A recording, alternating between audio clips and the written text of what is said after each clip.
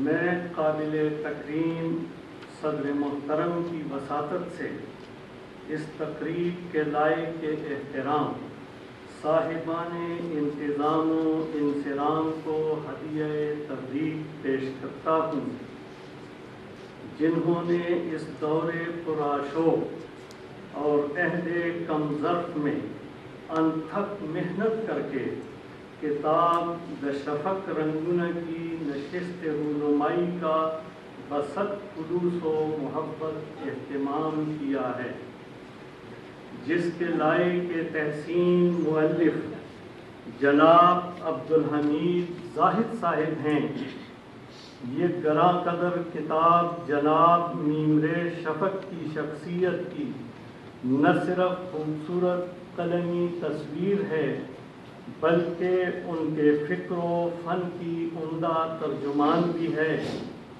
اس میں مصنف محترم کے شعری و نثری فن پارے شامل ہیں اور پیکران علم و دانش کی پشتو، اردو اور انگریزی تحریریں بھی باعث زیب و زینت ہیں، جن میں انہوں نے اپنی قیمتی آراء اور احسن جذبوں کا اظہار کیا ہے۔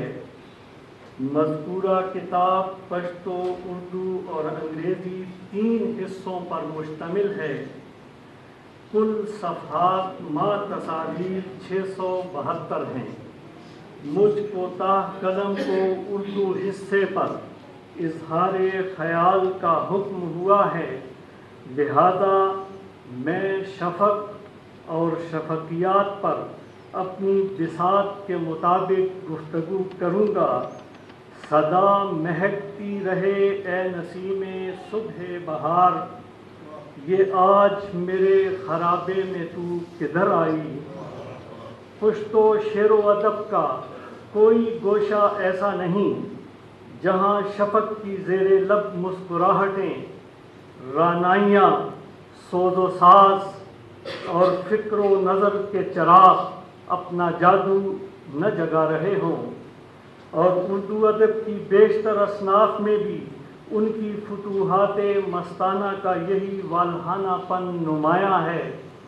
اے صبا، آ کے دکھائیں تجھے وہ گل جس نے باتوں ہی باتوں میں گلزار کھلا رکھا ہے۔ عبدالحمید زاہد صاحب نے تخلیقی، جسمانی اور معاشی کرب سے گزر کر شفق کے پھیلے ہوئے رنگوں میں سے چند ایک کو دشفق رنگونہ میں بطور نمونہ منتقل کیا ہے۔ ان کی یہ کاوش قابل قدر بھی ہے اور کامیاب بھی۔ اس میں جناب میمرِ شفق کی بہترین تعارفی جھلک رہی ہے۔ اس لحاظ سے اہل علم و دانش زاہد صاحب کے ممنون ہیں، اور شفق صاحب بھی خوش نصیب قلم کار ہیں کہ انہیں جیتی جاگتی آنکھوں ایک صاحب ہنر ہمدم میسر آیا۔ زہ نصیب، ورنہ اس بازار پرشور سے بڑے بڑے لوگ کسی ہم نفس و ہمدم کی حسرت ہی لیے چلے گئے، اور تو اور میر جیسے شہنشاہ سخن کو بھی یہی شکوہ رہا، قدر رکھتی نہ تھی متاع دل، سارے عالم میں دکھا لایا۔ جناب شفق کا حافظہ اور استحضار قابل رشک ہے۔ اس کی گفتار اور کردار حسن و دلکشی کا خوبصورت مرقع ہے، جس سے تہذیبوں کی دلاویز مہک اٹھ رہی ہے اور پوری فضا کو مہکا رہی ہے۔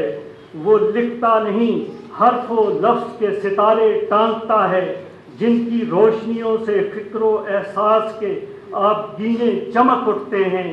دم گفتگو اس کے منہ سے پھول جھڑتے ہیں اور پھر گلستان بنتے چلے جاتے ہیں۔ یوں مسکرائے جان سی کلیوں میں پڑ گئی، یوں لب کشا ہوئے کہ گلستان بنا دیا۔ اس کے لہجے میں عصری کھنک اور عہد رفتہ کی دھنک بھی ہے، جس نے ان کی فکری توانائی اور قلم کی رانائی میں اضافہ کر رکھا ہے۔